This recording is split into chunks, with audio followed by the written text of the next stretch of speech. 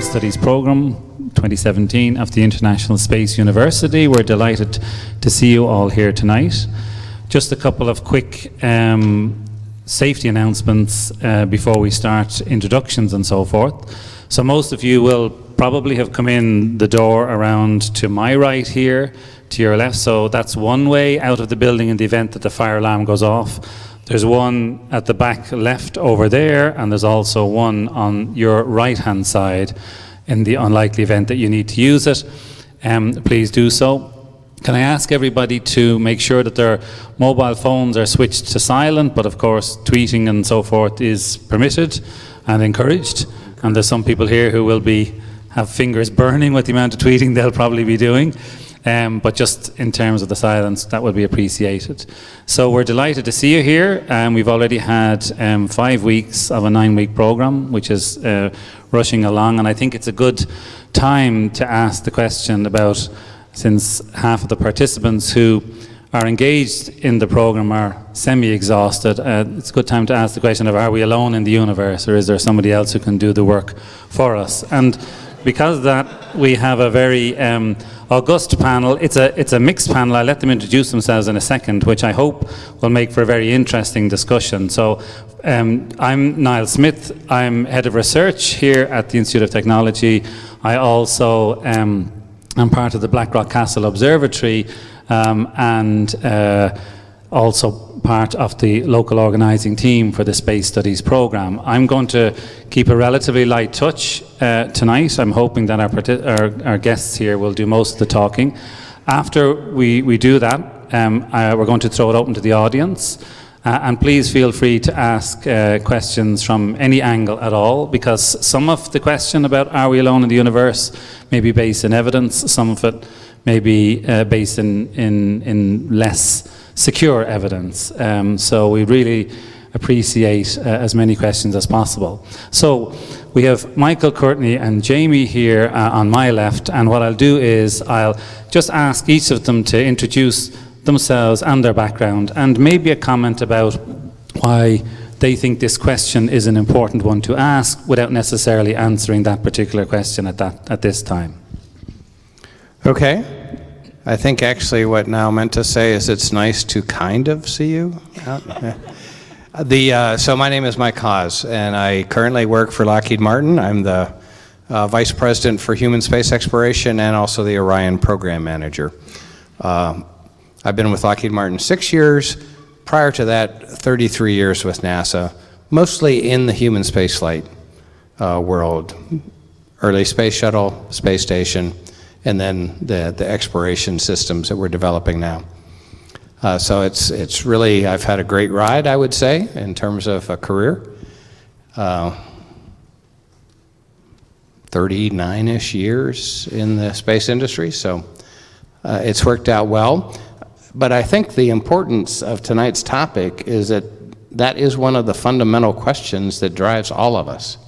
Whether we're in the human side of the program or robotic side of the program or observatories, that fundamental question of are we alone is one of the primary things that has driven all of us for years. Thanks. It's great to be here tonight. I'm Courtney Dressing. I'm a brand new faculty member at the University of California at Berkeley. I previously was at Caltech as a postdoc and at Harvard and Princeton for grad and undergrad. I've studied astrophysics since high school, and I'm very interested in trying to find life on other planets. I primarily use data from space using the NASA Kepler mission and the K2 spacecraft, which is the phase 2 of the NASA Kepler mission. And I'm trying to figure out how many small stars have planets around them. I like small stars because they make up the bulk of the stars in the galaxy. The small stars are very mighty in terms of the numbers.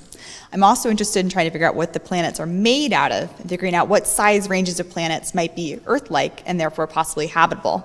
I got into astrophysics because of the question, are we alone? And I think many of you might also have the same interest in wanting to know if there are other civilizations out there. So my name is Jamie Drew, and I studied at Malmö University in Sweden, came with a background in political science, human geography, and English studies. And then I went over and did ISU for a year, 2012, which was a career shift of sorts. Currently I work for the Breakthrough Initiatives, which is part of the Breakthrough Prize Foundation. We've been around for about 2.5 years, the Breakthrough Initiatives, based out of California, but we're a private global space agency of sorts. Prior to that, I was at NASA Ames Research Center for approximately 4 years, working in the international division with the chief scientist, the center director, and then ultimately in the Mission Design Center, working on small sats and suborbital launches. And on the question of are we alone in the universe, I think it's just a matter of time. It's when, not if. Either we will be it somewhere else in the universe, or there is something else out there, but more to be said. Okay, so I'd like to ask you, Courtney, about the exoplanets, first of all, to kick off, because really in the last 20 years we've gone from knowing of the 8 or 9 planets, depending on whether you're a believer in Pluto or not, to several thousand. So can you maybe just talk through how that actually starts to influence our thought processes about how we go trying to solve the problem from a solar system beyond ours in the first instance? Sure, that's a fascinating question, and I think it's really important to keep in mind that 20 years ago we had no idea that Earth-like planets were common. We could have launched these missions and done ground-based surveys and discovered that 1 out of every 10,000 stars had a small planet, and then this question might have a very different answer. It might be quite depressing to think about whether we're alone in that universe. But what we discovered instead was we started finding very odd planets, planets the size of Jupiter, that were closer to their stars than Mercury is to the sun, so they were very hot, and we creatively called them hot Jupiters. Then we kept searching, realized those were actually quite rare, but they were so easy to find, we found them first. And we gradually started to find smaller and smaller planets, and that was thanks largely to missions from space like Kepler, and before that, the European Corot mission. And now what we're seeing is that planetary systems are common. Stars like the sun have perhaps 1 out of every 6 of those stars has a planet that's like the Earth in terms of size and temperature. And then the small stars that I study, 1 out of every 4 of those stars has a planet that's like the Earth in terms of size and temperature. So I think the odds are good in terms of the sheer number of planets out there. So the question then becomes, if you have a planet with a given size, what is the likelihood that it's rocky, like the Earth, rather than gaseous, like Jupiter, or very low density, like Neptune or Saturn? It could be a rocky world or a world that's more volatile rich, we say. We want to find the rocky worlds. We would also like to know, given a particular rocky world, how likely is it to have water, and how likely is it to have life on it? And we need to figure out those questions. And then there's a whole other question of, would life even be like life on Earth? And if it's not, what should we look for instead? So that actually leads me into the question about essentially where can we start to try to have certainty about searching for life. So, for example, we see flashes of light in the night sky, maybe that's optical setting, maybe it's not, that type of question. But where can we show, if we work through some of the planets in our own solar system? I think of Europa and Enceladus, for example, and maybe Michael and Jamie, you might individually take something on that, where we can potentially start to see if rocky planets are the only ones to look at, or whether gaseous planets with moons around them, for example, may now also be an interesting location, and also ones where they're outside of the Goldilocks zone, since that increases the number of targets. So, Jamie, do you want to start and just make some comments on that, and then we come to Michael? Sure. I guess perhaps what you're touching on there is there's a whole range of what we might mean to mean life, and whether it's within our solar system or other solar systems or beyond is up for debate. So when we ask if we are alone in the universe, are we looking for something similar to our terrestrial home planet, analogs, or can we extrapolate to the far end of the range and ask ourselves, are we looking for something that is technological in nature as opposed to biological? Perhaps there's a multiverse out there, perhaps there's different types of physics, who knows? You could really go out in the far end. With the Breakthrough Initiatives, we have this program called Breakthrough Listen, and this was announced in 2015 at the Royal Society, and it looked at how we can reshape the debate and the dialogue or the discourse around the topic of life in the universe at the kind of outer limit of the scientific space, which is perhaps finding technological life. So out at that realm, what we've done is we've attempted to establish a SETI program that is more academically rigorous than the past. SETI has always had this kind of giggle factor. You know, people talk about the little green men. That's not to say Irish, anything like this, but I heard this joke earlier today, so I had to say it. But it's to mean that if there's any technological semblance of life out there, it need not necessarily be hosted on an exoplanet or around an exoplanet, or it could be in an orbit around a sun, and it could be, you know, hard drives with mainframes with memories downloaded, and people could live inside these universes. I mean, we're almost there in terms of our smartphones. We kind of stare into them all day. So so with this program, we've essentially looked at what kind of seepage or what kind of extrapolations of the type of technologies that we have today or that we might have many, many years from now that we would be able to sense. So we use radio telescopes in order to do that. But to your point about flashing lights, we have an optical program as well where we're looking for pulses in light. This could be a form of signaling, or it could be a form of advanced civilizations attempting to propel miniaturized probes to other stars, interstellar travel.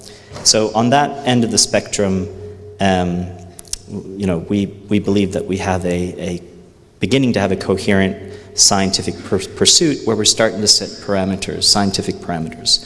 And that's run out of UC Berkeley. We have 7 full-time SETI scientists working on that program right there. So, yeah, if I was asked to speak on that end, that's what I would say about our kind of SETI program. But that's far out of our solar system type stuff. So when I look at this question, I start closer to home, as in home. When I went to junior high and high school, we were taught in biology that life was actually very fragile, that it was the 1 in a billion shot that it evolved on the Earth. But now, over the last 20 years, we've learned about this whole class of life that we call extremophiles now, where any place there's basically measurable water and any source of energy, we find some form of life here on the Earth. So all of a sudden, that paradigm changes from life is not necessarily this 1 in a billion kind of chance event. It's actually very hardy. And that led to the whole development within NASA of the follow the water scenario. And so I saw it on the NASA side. That's actually all part of one group within Lockheed Martin. We've actually combined the human and the robotic into one line of business. So I work with the same folks that have been part of every Mars mission for NASA, starting with the Viking. And, the question of was there water on Mars when the Phoenix lander landed on the Mars pole and pointed the camera down at the landing pad, it was sitting on ice. And so everything that we have discovered from these amazing spacecraft, and now we're getting more visibility into Jupiter with Juno. We've got more visibility into the moon with Grail, all things that we've been involved with. We see water everywhere, and that's really what drives the question of Europa and Enceladus, is those are large water-based moons that many folks feel are actually the highest potential for us to find some kind of life here in the solar system. And so I think that, to me, it's that big paradigm shift that we think that life is actually quite hardy and can probably even survive long periods of vacuum and space radiation and still survive. So just on that then, what's the current thinking about the way that life evolves, essentially in isolation, one planet from the other? Or what are we learning, Courtney, for example, from examining other solar or other exoplanet systems about the way planetary formation is maybe more dynamic than when we previously thought? Right. I think when you think about planets being formed, you could think about a small child with a box of Play-Doh making a bunch of little circles and then neatly arranging the planets around the star. Or you could imagine having a bunch of marbles and smashing the marbles into each other and somehow having the marbles form larger marbles over time. And we're learning that it's a little bit more like the marble scenario, and that sometimes you form planets and they form farther out away from the star and they end up migrating inward. Or maybe they form inward and they move outward. So there's a very dynamic environment when planets are forming, and that means that there's an opportunity for material within that solar system to travel from the outer regions to the inner regions. And perhaps if this happens late enough that there's already life on one of the planets and you chip off the right piece of rock with the right microbe on it, maybe you could wind up on another planet in that solar system. So if we were to find life on Europa or Enceladus or Mars or Titan or elsewhere in the solar system, we'd also be very interested in knowing whether it looks very similar to life on Earth and whether they might actually be cousins, or whether it looks like it came from a different source entirely, because that would tell us something more about the scarcity or the prevalence of life in the universe. And sorry, Jamie, you were going to actually say something. Yeah, no, I was just thinking about, I ended up on the way end of one spectrum when it came to, finding little green men on one end and technological life. But back to our solar system, I guess I have a question, do you feel that humanity as a species has done a lot to probe where life is? I mean, on this grand scheme of things, in my mind, we really haven't dug around very much. And so the question is, for me, and I think for a lot of people perhaps in this audience, because I see a lot of young people, it's a question of time. And so for an organization like I work for, we're attempting at getting there sooner than later. So how soon will it be until we have definitive proof that we find some microbial life somewhere, do you think? I think there are vast parts of the ocean we haven't explored very well yet, right? So that's one of the cutting frontiers in astrobiology, is understanding exactly what's going on deep underneath the ocean surface, or deep within caves, or perhaps life that could be on the outer surface of the space station, like we talked about at dinner.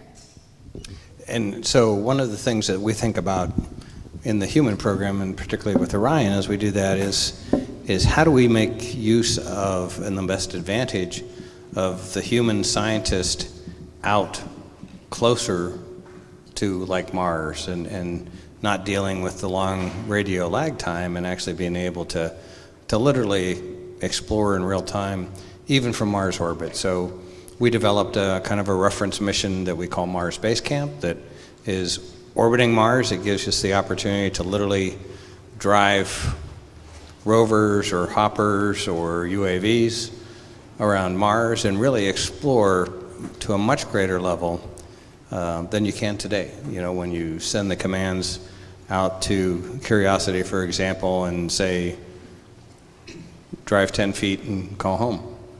And each one of those transfers takes 20 plus minutes to say, yes, I drove home, here's what it looks like. And so having the scientist right there on site, even if you're not on the surface, can add to the speed of the data gathering immensely. And can I ask on that, and particularly maybe in relation to Orion, for example, the idea of sample return, how important does that become? Because it often strikes me that we have developed an amazing array of equipment on the Earth, and yes, when we put spacecraft on other planets, it's a technological triumph at one level, but generally the spectrometers are relatively low resolution and yada yada yada and all that. So we're actually putting up, in a sense, the technology for very good reasons, size, the time it takes, and so on to develop these things. So are we moving towards an era where, if we really think Enceladus is a good option, or if Europa or Mars, that we should really be thinking of just grabbing a big bucket and bringing it back or something like that? The planetary scientists that I've talked with, sample return is the holy grail. The lunar community will tell you that that's why they are so advanced, is because they are the only ones with samples. Even though it's limited to a few hundred kilograms, they're the only ones with samples. And so we look at that in kind of reference missions for Orion, that caching of samples, which I think Mars 2020 is going to plan on caching some samples. You could ultimately envision even ejecting those into Mars orbit, where Orion could pick them up and actually then bring them back to the Earth. So generally, in my experience, the sample return is still really the holy grail for the planetary scientists. Just to add one thing to that, another big advantage of sample return is that it's not just today's equipment that we would have access to. We could take those samples today and then look at them with equipment 100 years in the future, rather than looking at it from just studying the data that we got on the surface of the planet back in the day with already outdated equipment. I'm the somewhat young and impatient person, so my concern is that the sample return missions, whether they be by governments or private institutions, might take some time. So you mentioned deep sea exploration. There's been a tremendous amount of knowledge gained there, and still today we come across stuff. And I think a lot of that at times is driven by an economic realm of commercial possibilities that enter the marketplace. Not necessarily in pursuit of science, but in pursuit of drilling oil or whatever it may be. Space resources might be something within our lifetime where I think the commercial avenues to space exploration, whether it be LEO or above, open up the domain of scientific discovery, whether it's trying to solve some of the fundamental questions behind astrobiology.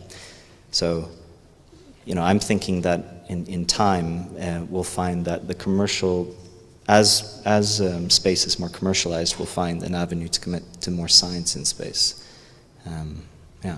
So, sorry, you were going to say something, Michael, were you? Okay, I'm going to give it to you. So. Okay. No, I was just saying, even though I'm cast as being in a more traditional government program, I'm probably more bullish on that than you are, Jamie. I think that there will ultimately still have to be an economic model in that they have found something of value. Yeah. But I think that we'll see just a constant acceleration of those commercial partnerships and commercial endeavors, certainly out to the moon in just a few years, if not quicker, and then on to Mars. So I actually think that will be a very significant accelerant to all of the exploration missions. And what two things actually struck me, two kind of questions, if I may, and I'm going to keep an eye on the time so we can all add in lots of questions in a minute. But we can't do sample return from exoplanets, but maybe not yet, yeah. So fire away anytime you want, Jamie, but just for the next week or so, we can't do any sample return from exoplanets. So in that time period, Courtney, maybe what can we learn about the conditions on exoplanets at the moment? Right, so our images of exoplanets are a single pixel at best, and for most of them, we actually don't see the planet at all. All we see is evidence that the planet is there because it does something to the star. It either makes the star dimmer, or it makes the star wobble, or it makes the star brighter. It's all very coarse compared to what we've learned in the solar system. But the advantage that we have as exoplaneteers is that we have all the numbers. We have thousands of planets, so we can do statistical analyses that allow us to tell things like the frequency of planets the size of Earth and the typical spacings of planets within planetary systems, whether planetary systems are flat or whether they look like a giant cloud with all planets going different directions. And all of that information tells us about when and where and how planets form, so we can put our own solar system in context. And then we can still look over the shoulders of our solar system colleagues' computers and be really jealous about the quality of their images. But I think both sides help us towards the same goal of understanding whether we're alone or not. Jamie, did you want to add something to that, or are you okay? No. Okay, so just on that then, in terms of what I was thinking was, because the second question that I had in mind in relation to this part of the conversation was, what's the value that society should put on answering the question of are we alone in the universe? Because we've touched on whether it'll be through sort of a side effect in some ways of a thing that will have a commercial or sustainable activity versus maybe something which is, I'm going to say purely philanthropic, just to keep it easy for the two extremes. So I'm just interested in your thoughts on value. How much effort should we actually put into solving this? So the interesting thing is I never really deal with the question of are we alone as a singular question. To me, it's always, are we alone? How did we get here? And where might we be going? And so I think it's in that broader context that you can see a much larger economic development kind of aspect, is knowing how we got here and why, certainly for the whole protection of the planet, is important, and where might we be going, I think, is really part that drives the economic future piece. I have a definite conflict of interest with this question because my whole research program is based on trying to find planets around other stars and looking for life on them. So I'm very much interested in this question, and it's why I've made all the career choices I've made in the past. And I think selfishly, it's what keeps me awake at night, literally, because I'm at the telescope collecting data. And it's also what inspired a lot of artists to make work either as TV or plays or movies and books. So I think we have a whole legacy of people asking this question and wondering what the answer is. And we also have a history of people going off and exploring the world and trying to figure out, well, what's beyond that next hill? So I think it's a very relatable human question that even if you ignore the economic side, which is very important, there are lots of answers to this question, why we should explore. Yeah, so the basic question was, what value do we establish for the question of are we alone in the universe? And I think it's one of those questions where it doesn't matter where you're from, it doesn't matter what time period as the human species evolved, it's always been something that we've pondered. And you know, it's a little bit like, if I could use the analogy of the NASA brand, it's a brand that regardless of where you go in the world, it's pretty well received. In fact, I think if the US used it as their primary form of foreign policy, it would be a pretty amazing thing to do. So, you know, we talked a little bit about sample return, but you know, sample return capabilities was something that came to humanity as a species very recently. And I think when we talk generally about space exploration and the question of are we alone, we think of you know, basic technologies. We think of the space age. But I think you can you can take the space age and go back to the invention of the first telescope, back to 1600s, and when humanity first started looking at the stars in a more in-depth manner. And you know, that was definitely a constraint back then, but you're speaking of constraints that you have today with just single pixels from the Kepler. So I think it's a question that is age old. I think it will always exist. And to some degree, I think even if we've established that there's life elsewhere, we won't be satisfied. We'd be willing to know what's the diversity of life elsewhere. And then we'd keep on looking for another question thereafter. So in terms of the, I guess it's kind of a related piece or question, in terms of the impact that would accrue or occur as a result of a definitive answer to are we alone, and we could define what life means and so on, or discuss that potentially long, but let's just imagine a scenario where we see individuals waving back at us.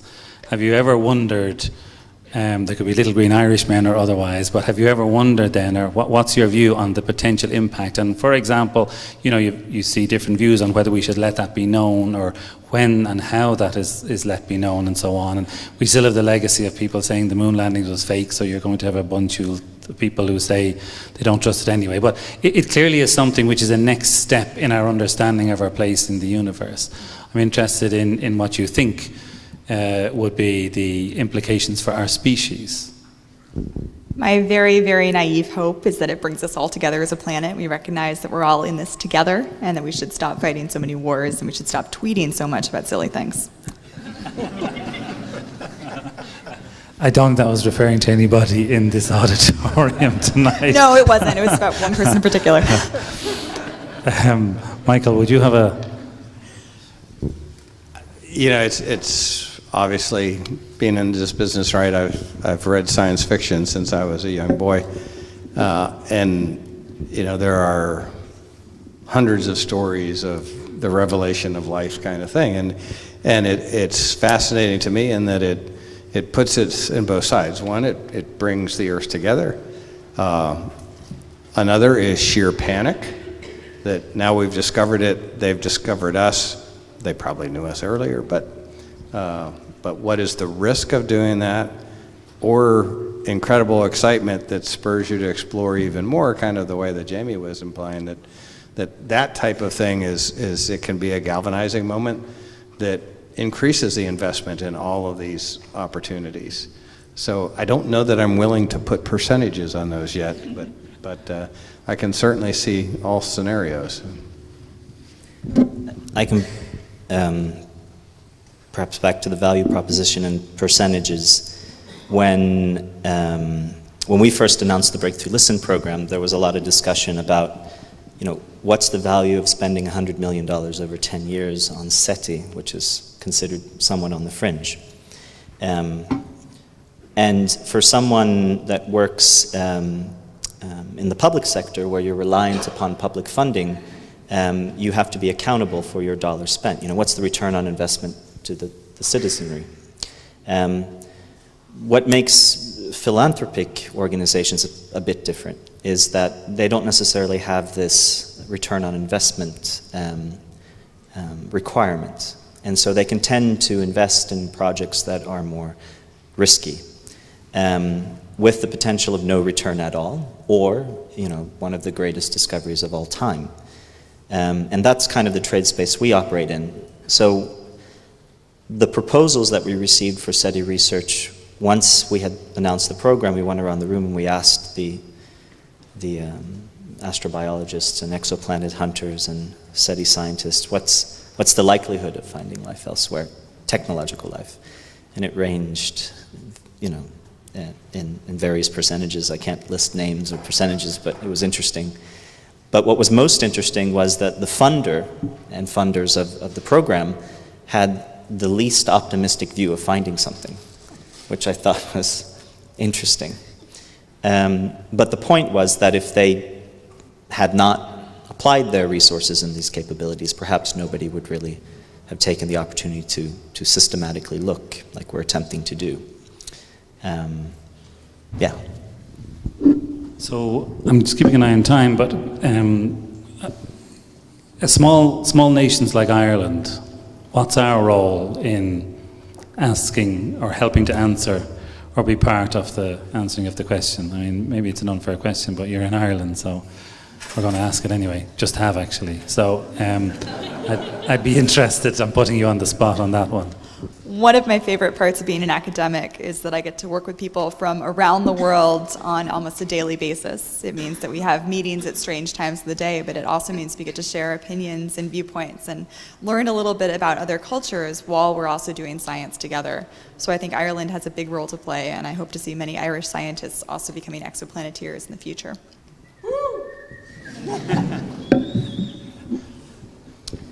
So one of my NASA jobs was as director of the International Space Station. And one of the things that I really like about the international aspect was that, it's a fundamental proof that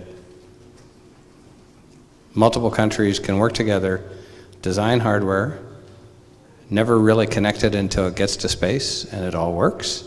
And they can operate that for now over 15 years continually with crews, with multiple control centers across the world. The challenge for small countries is, where do you plug into those mission sets? And how do you fit into an ESA-based space system or your own Irish national program?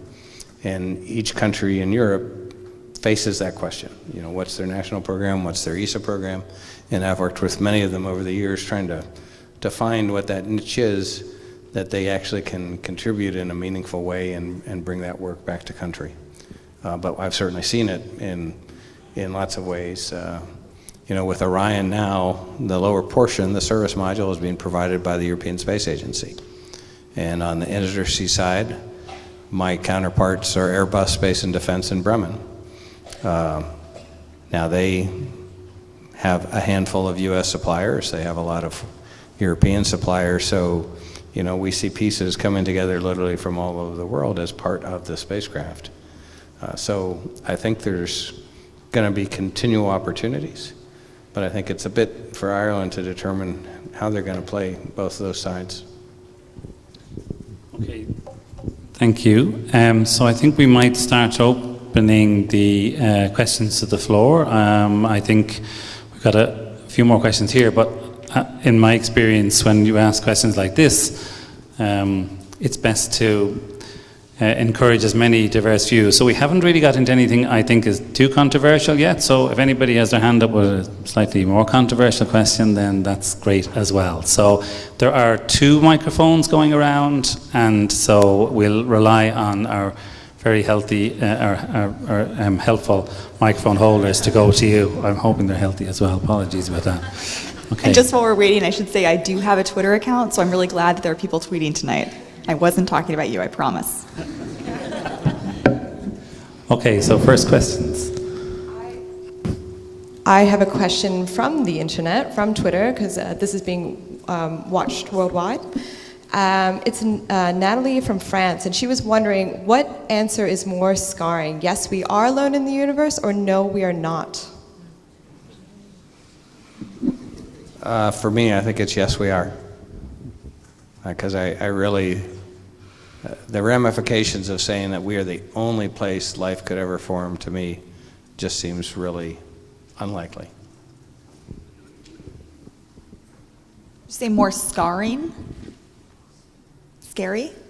Scarring. More scarring? Well, I probably won't get tenure if there's no life elsewhere in the universe. Personally scarring. There's the Fermi paradox, where Fermi posed the question, although I think it's a bit controversial. I'm not sure he actually posed the question, but they call it the Fermi paradox. And his question was, if life is so prevalent everywhere, why haven't we seen, heard, sniffed, smelt, whatever, heard their tweets? If they're everywhere, why haven't we heard them? And so there could be an opportunity, or there could be a chance that we are alone. But I'm not sure if that would be scarring. I think that would be just as revealing, because then it would go back to a question you had earlier, which is, where do we go next? Because then ultimately, we are the entity that will populate the universe, and if we become a species that travels to other exoplanets between stars, what would that look like? So I think, either way, it's going to be a pretty phenomenal discovery. And either way, we're going to be just as ambitious to either say hello or try to understand the diversity of life elsewhere, and or how we can spread our diversity of life elsewhere in the universe. What will it take to determine that we are alone, though? It's just going to make How the many point. sample points do you need? Yeah. It's very hard to prove a negative, so I think probably most of us in this room wouldn't be alive the day they say there's no life elsewhere. We've searched everywhere, because so far we're only just beginning.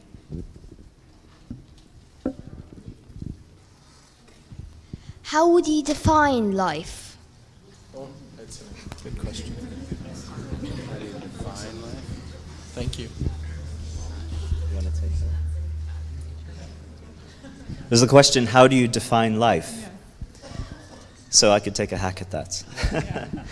I think for most people, at least when they read the sentence, or they ask the question, is there life elsewhere in the universe, they tend to think of life as we know it on Earth. So, our conception of the narratives of life, whether it be biological, physical, or spiritually, we make the assumption that the origins or the etymology of it all stem from here.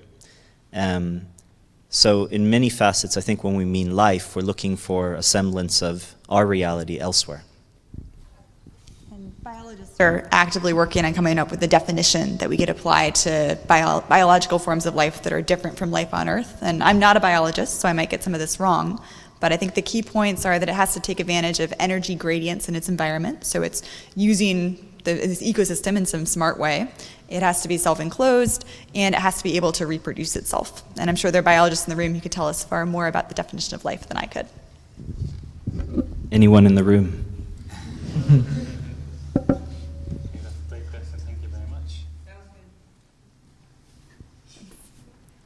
Do we have another question over there? Tom? Yeah, here. I was wondering, you've talked a lot about the chance of finding life in general. I was wondering, what's the chance of finding intelligent life? The chance of finding life that's used its surroundings kind of like we do? So, we don't know what the chances are, but the truth is we haven't really done a very good job looking systematically, scientifically, intellectually in the past. There's been a few projects and programs and a few stars within the SETI realm, but very little funding and scientific rigor has really been in SETI. And so what we're hoping to do with the breakthrough initiatives is to apply financing and funding towards a scientific pursuit that will at least create some upper limits as to, or thresholds of what might be conceived of as a proper and rigorous scientific study. So we're doing the best we can, but I would say that with our program, for example, we just because I didn't get to answer on Ireland, today we went and saw the LOFAR, which is a low frequency array telescope based an hour and a half or 2 hours from here, depending on traffic and weather. And there are a network of telescopes across the world that are working together to create a baseline that has an amazing field of view and resolution. And so with SETI, with the search for extraterrestrial intelligence, and intelligence gets a little asterisk next to it because we perhaps, how do you look for intelligence? Well, perhaps we're looking for signs of technology or artifacts. With array-based systems, with LOFAR, we've actually never really done a study, and we've never actually done much research in the lower frequencies. So we're hoping to bring LOFAR on board, the Murchison Wide Field Array in Australia, and several other telescopes to fill that spectrum gap, so to speak. And then we have the optical range that we really haven't done much in as well, where we're hoping, we have a few proposals that we're trying to do an all-sky, all-the-time survey in order to see if there's anything. So the answer is we really haven't done much, and we're attempting to do a lot more. Could I just add because I just realised on the Ireland side of things, lest it was perceived that we're not doing anything. So we actually have been running an optical SETI experiment here in Cork for some time now, using devices actually built in Cork, so just fast photon devices, looking for those optical flashes. The idea, of course, being that there's few things in the universe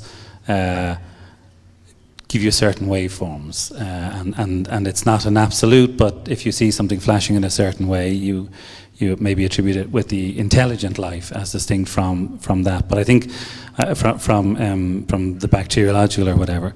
But I also think the LOFAR is a very good example of international collaboration, and low frequency is something, you're right, which we haven't actually looked at yet, and also some of the wide field surveys that are coming on board. And you see the citizen science angle actually on this as well.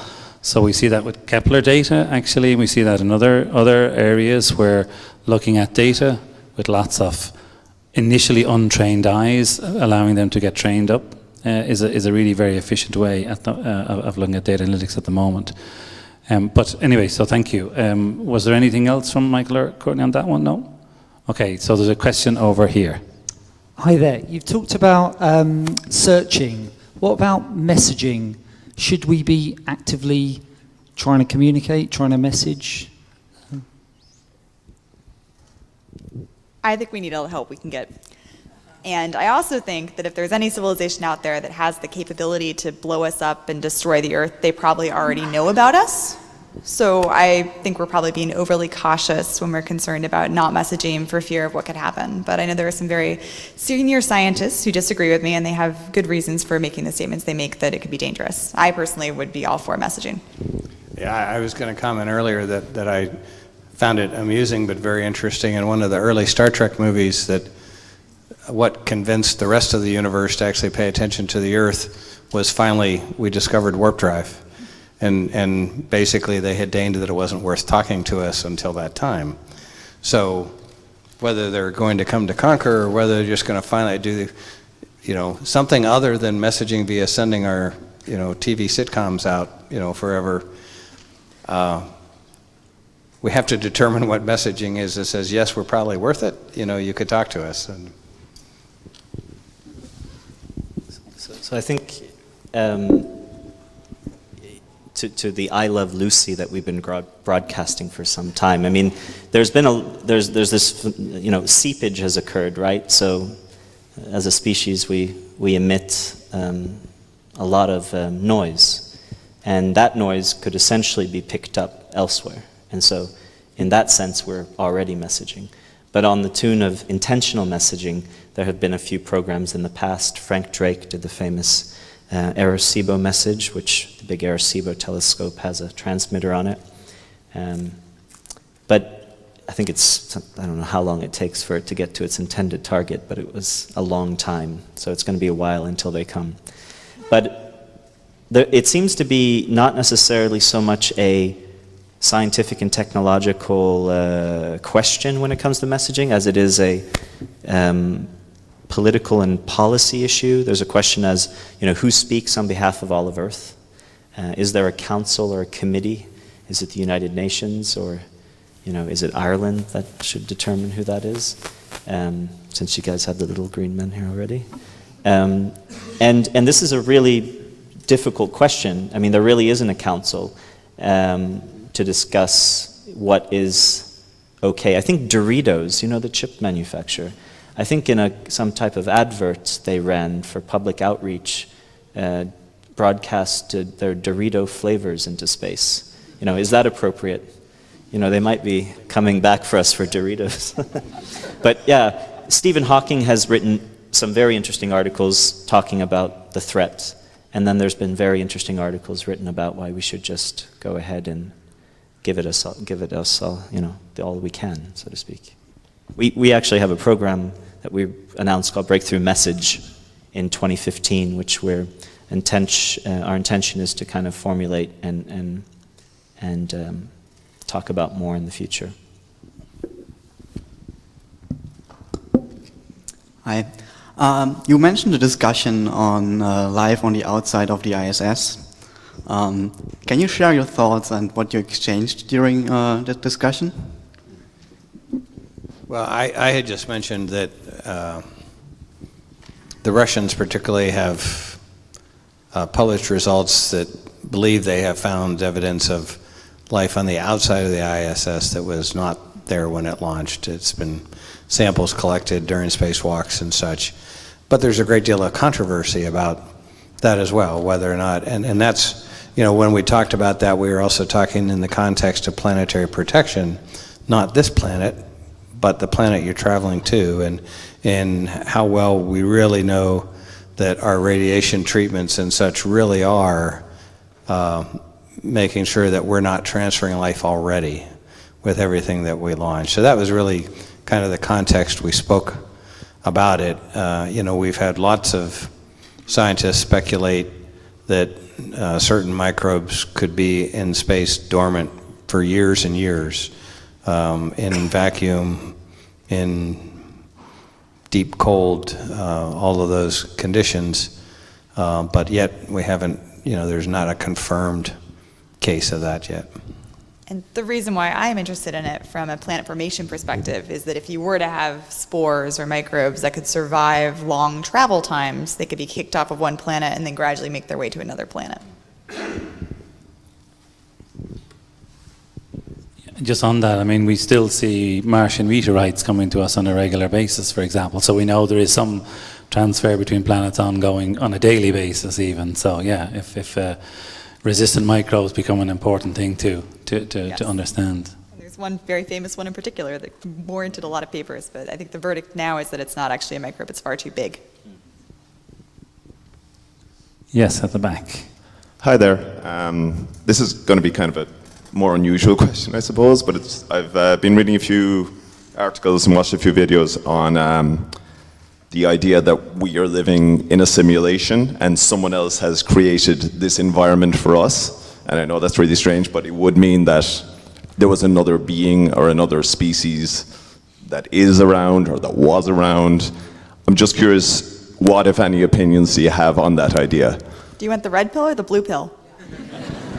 We'll see. I get to answer these, huh? So, Jeff Bezos said that he believes that most of heavy industry in the future will be, and manufacturing will occur in space because of resources and efficiency. So, if the most efficient place in the universe for hardware to live is in space, we could assume that, there are other civilizations in orbits around suns that live in computers, and they live in virtual worlds, and we in itself live in a virtual world, and we might just be orbiting some system. Yeah, I mean, there's a lot of interesting science fiction work around that. I don't think it's a fringe or stupid question, because ultimately I think a lot of these questions that are science fiction oriented, and you mentioned you were a science fiction interest, they kind of drive reality for a lot of people everywhere in the world, in all industries, whether it's boats, cars, computers, space. So I think it's always worth thinking about. I'm not sure I can comment more on it. Perhaps we have a few drinks, and then we can say a lot more about it. For me, by the way, I think testability is important. So if you can put forward a hypothesis, it becomes interesting if somehow you can suggest a way to test it. So for me, that would be spark. Okay, if that's the case, and I have no idea, but I'd be thinking, okay, how would I start to test that? Is there some way? It's a little bit like the omnipotent God argument, who can really do absolutely anything, and so you're snookered at every turn, because no matter what you try to do using fair rules of science, in principle, they can always be circumvented. So if we are in some sort of matrix, if there's some limitation to that we can seek out, then it becomes a really interesting question. If it's something where we're really trapped in a virtual world that we have no way of testing, then I guess by definition we have no way of testing, and therefore it's in that sense less interesting. Yeah, I think what I find interesting about it is that these questions, we talk about space exploration as if it's something external that we're searching for, but a lot of it is really, and retroflectively, is something that we end up analyzing and applying some, problematizing our way of thinking about who we are as a species ourselves, as opposed to what we're searching for. And I think with a lot of these programs, especially in astrobiology, I find myself thinking about who we are and where we come from more than what's out there. Yeah, a question. We've talked about searching for communication from extraterrestrial intelligence, radio and optical signals. I wonder about searching for evidence of astroengineering or large-scale artifacts, things like that. That's something that people have already tried to start doing with the NASA Kepler and K2 data, because if you were to have a large structure that passes in front of the star, that would cause the dimming event to have a different shape than a typical round object passing in front. And unfortunately, it turns out that even building a large spacecraft would only take a short amount of time to cross in front of the star, and we don't have that many photons from the star, so it's hard to measure exactly the shape of a structure like that. But as we continue to build bigger and bigger telescopes, and we would see those events happen more and more, we could be able to distinguish the shape of the object, and we could tell if we see, say, a Borg sphere in front of something, or a Borg cube rather. We couldn't tell the sphere because it would look like a planet. But right now we haven't found anything that looks super strange, except for this one star known as Tabby's star, which has these strange dimming events that occur at different levels, and it's doing something strange. It's probably some sort of cloud of debris, but it's also fun to think about, what if it's the remnants of an alien fleet of spaceships? Which I don't think it is, but you could imagine. We've done observations on Tabby's star. There's nothing to report. So let's say we're going to pick up some clear message saying, hello, we're here. What do you think would happen the day after, here on Earth?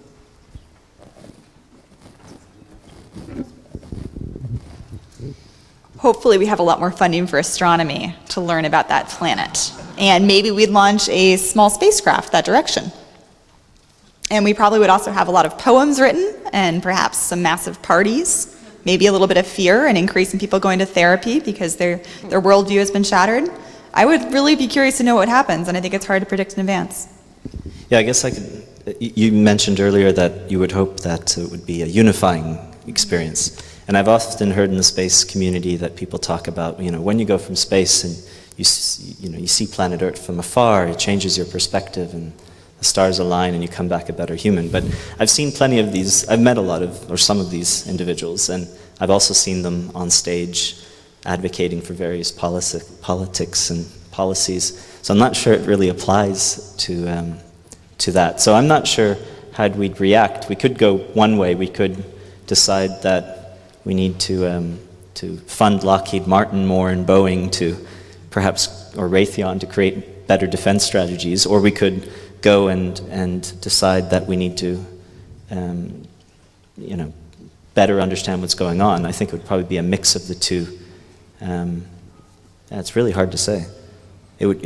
Perhaps it would be like London, you said, when the Brexit vote occurred, and the next morning you were out, and you could definitely tell that something shattering had occurred. But then life goes on somehow. I think it might also depend to some extent on whether this was the vestige of a signal sent from halfway across the universe, or somebody kind of passing by and waving. I think the two would have some impact on the way we might know, of course, how far it was. Perhaps we could ask I think it was the gentleman, what is it that they said? Hello, we're here. 50 light years away. Something really close. That is super close. I would also want to know, as a scientist, how confident are we in this detection? So I would invest a lot of money in trying to see if we can get them to call us back. He seems very confident. Yeah, okay. I think half or maybe 2/3 of the people in the audience would be really worried if it was 50 light years. There might be some of us who'd be less worried if it was 50 light years. So, so I'm personally quite relaxed about the whole thing. I'd be disappointed that it wasn't closer. So, but let's assume that it was 4 light years, so it was in the Alpha Centauri system. So we have this program called Breakthrough Starshot, where fairly audacious program where we're looking at sending a small miniaturized probe to the nearest star. And, this would, 20% light speed would take about 20 years, with about 4 years of comm delay, as opposed to 25 minutes we were talking about before. But the question is, what would you send if you found someone that said, we're here? I'd trust that the human species would gather the best and brightest of what we have and send it afar. And this has been done before. There's the Voyager plaque, and Viking had it with the plaques, Pioneer. So I'm not sure what we'd come up with. Perhaps we'd download the whole internet and send it. But not the whole thing. Maybe not the whole thing. No. That's true. I think we should have a contest and encourage student submissions from around the world. But ultimately, that's who we are, the whole internet. I mean... Then they're never going to write us back. I think it's actually simpler. The first thing people would do about it is tweet about it. Yeah.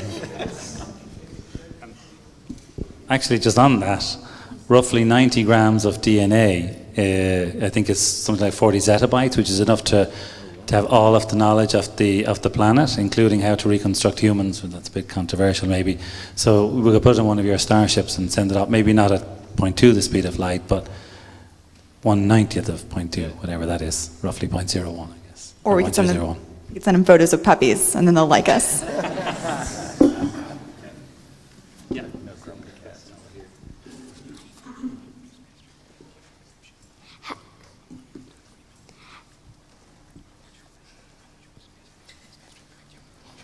How much will space travel affect human evolution, and will we become little green men?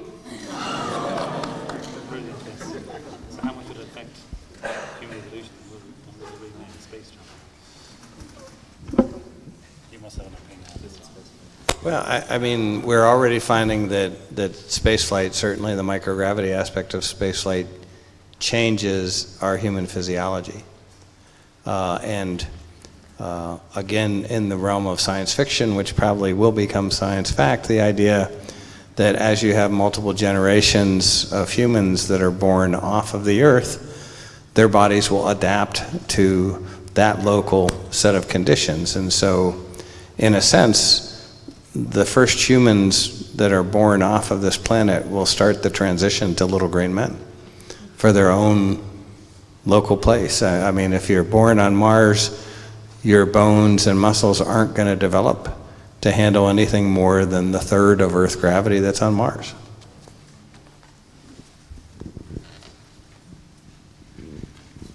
Okay. Time for a couple more questions. You guys talked about looking for large structures out in space, but what about the idea that we've been visited before to build some of the large structures that are here on Earth?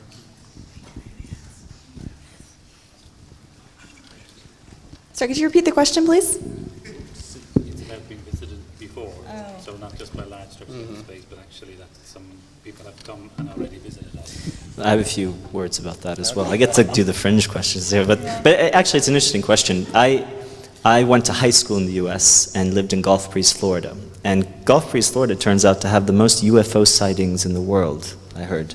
It was even featured in an episode of X-Files, I think. And so many years later, I found this out. I didn't know it when I was living there. So I asked myself, well, why is that? And then I realized, well, there's Eglin Air Force Base, there's a few other test facilities around. And so I think there's a lot in popular culture that is fairly easy to understand that's driven. But, you know, the question of being visited, I mean, we've been visited by meteorites, right?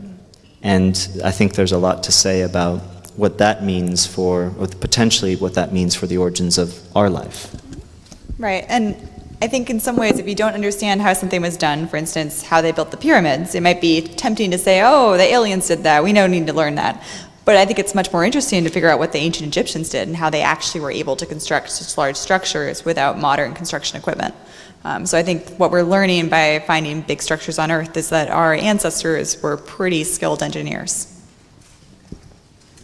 Now, and we talked earlier about, there are thoughts that planets can form in the inner part of the solar system and migrate out, and outer and migrate in. And one of the first questions I heard posed by the NASA Astrobiology Institute when we started that was the idea that in some ways we suspect we're already aliens because many of our constituent minerals are more prevalent in the outer solar system today than they are in the inner solar system.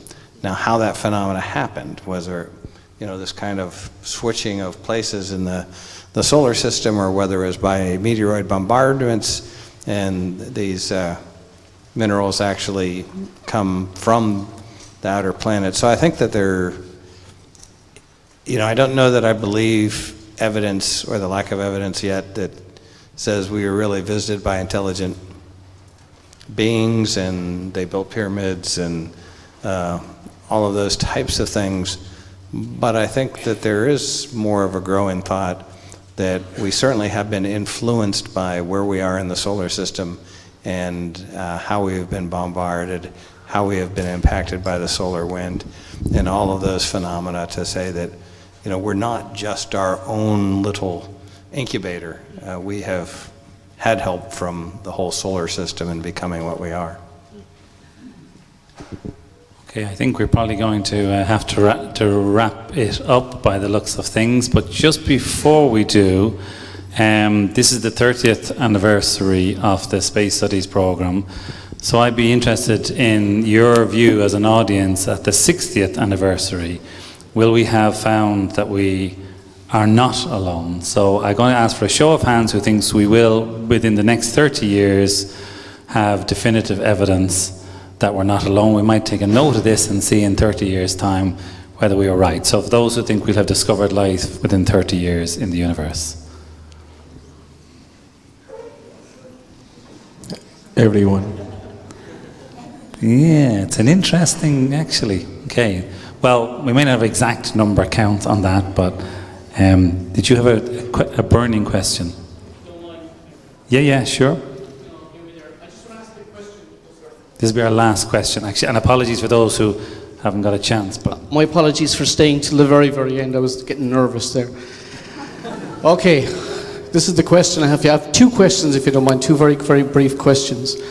50 light years was mentioned earlier. I just want to ask you, how many exoplanets are between here and 50 light years from now? How many planets are we talking about? How many people How many planets are you talking about? That's the first thing. Yeah, so we can even go closer than that. For 10 light years, there are 250 stars that are M dwarfs. Those are the smallest type of stars in the galaxy. And then there are about 50 or so stars that are bigger, so 300 stars. And we know that between a quarter and a sixth of them have planets that are the same size and same temperature as the Earth. So it could be a ton of planets. You could be looking at dozens and dozens of inhabited worlds, or you could be looking at just us, and we'll have to find out. Okay, the other question I have, if you don't mind, very, very briefly.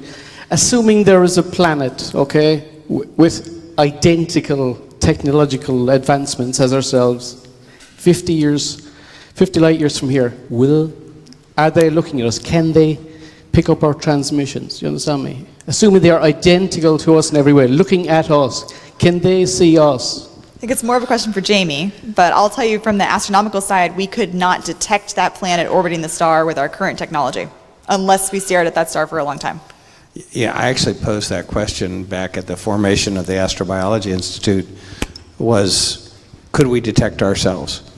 With using our current sensors from some distance, would we determine that that Earth had life?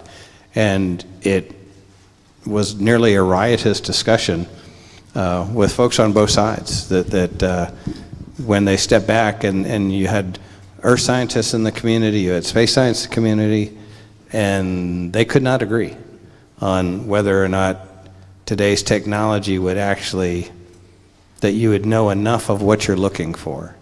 You know, you would definitely be in this little sliver of carbon-based life forms with an Earth atmosphere that was a mix of nitrogen, oxygen, carbon dioxide. So it would have, unique chemical markers from that standpoint, which may have nothing to do with other life. So I think it's a great question.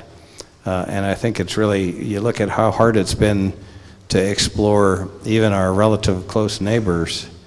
I think it'll take quite a while to determine how we can image and find indicators that we all agree translate to life. Right, and just to end on an optimistic note too, contrary to what I said before, with current technology, we couldn't detect that planet, but with the technology that we'll have in 10 to 30 years, based on the program of space missions and ground-based telescopes on the horizon, we would be able to detect the planet. Detecting life will be harder. Yeah, I would put the 10, 20 year range, perhaps even 5 if we do it quicker. We have a few programs in place where we're looking at doing direct imagery. We're looking at what would it mean to shine a high-powered laser pulsating from one civilization to another. So I don't think we're too far off. So now I was going to ask you, why wouldn't we presume that 30 years from now, SSP won't be on Mars? Wasn't the second campus supposed to be in space? Yeah. I think that's a very good question. I think there's probably a few candidates have already been selected to be on Mars, but I leave you to ponder the reasons whether they're for good or ill. So with that very awkward last question, I think it is customary to show our appreciation to our panelists, and if we would do that first of all, then there's a small presentation. So maybe a round of applause for our panelists.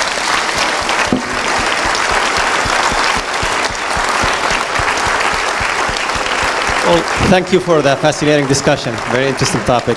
So like you said, on behalf of the International Space University, we'd like to present you with small gifts, and thank you for joining us this evening to discuss this interesting topic.